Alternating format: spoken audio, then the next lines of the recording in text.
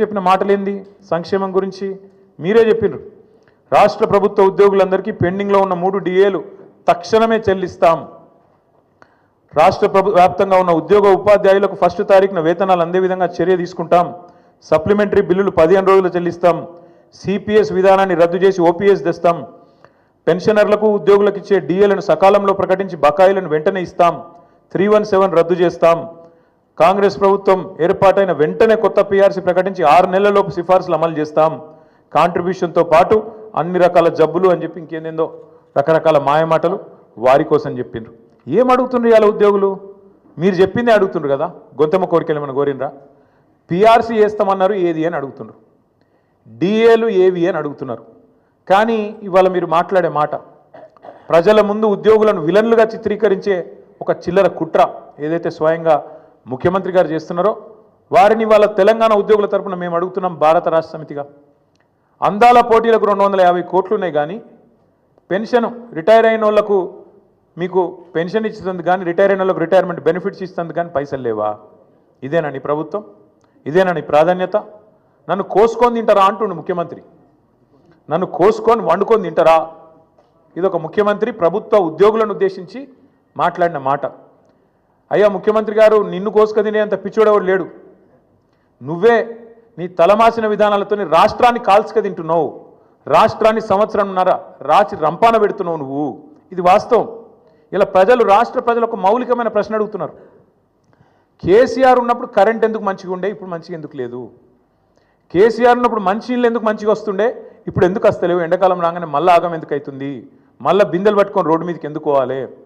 కేసీఆర్ ఉన్నప్పుడు రైతు బంధు పడుతుండే, ఇప్పుడు ఎందుకు పడతలేదు? కేసీఆర్ ఉన్నప్పుడు టైంకు పెన్షన్లు వస్తుండే, ఇప్పుడు 2 నెలలు ఎందుకు ఎగ్గొడుతుండు? కేసీఆర్ ఉన్నప్పుడు చెప్పిన ప్రతి పని చేస్తుండే, ఇప్పుడు ఎందుకు చేయలేకపోతున్నాడు? కేసీఆర్ ఉన్నప్పుడు రాష్ట్రం రయ్యమని పురోగమనంలో ముంగటికి పోయింది, ఇప్పుడు ఎందుకు తిరోగమనంలో పోతుంది, ఎందుకు వెనకపోతుంది అని అడుగుతున్నారు. సమాధానం ఉందా నీ కాడ? ఎందుకు అంటే నీకు చేతనైతలేదు, నీ కాంగ్రెస్ పార్టీకి చేతనైతలేదు. కేసీఆర్ ఉన్నప్పుడు బీఆర్ఎస్ పాలనలో రాష్ట్రం దేశానికి రోల్ మోడల్ అవుతుంది, ఎట్లా కాంగ్రెస్ పాలనలో దివాలా ఎందుకు తీస్తున్నది? కారణం ఒకటే, ఇది నాయకత్వ లోపం. మీ కాంగ్రెస్ పార్టీ పెట్టిన శాపం తెలంగాణకు. మార్పు పేరుతో మీరు చేసిన దుర్మార్గం ఇది. అందుకే మేమనేది, ఏ ముఖ్యమంత్రి కూడా భారతదేశ చరిత్రలో ఈ 78 ఏళ్లలో తాను పరిపాలిస్తున్న రాష్ట్రానికి నీ శాపాలు పెట్టినోడైతే ఎవడు లేడు. ఎయిడ్స్ పేషెంట్ అంటివి, క్యాన్సర్ పేషెంట్ అంటివి, ఆఖరికి నిన్న దివాలా తీసింది మనకు అప్పు ఉడతలేదు అని చెప్పి అట్లా మాట్లాడుతీవి. అందుకే నీ దివాలా కోరు మాటలు, నీ ఇంటలెక్చువల్ బ్యాంక్రప్సీ, నీ ప్రభుత్వం యొక్క దివాలా కోరు విధానాలే వాళ్ళ రాష్ట్రం పాలిట శాపాలుగా మారినాయి.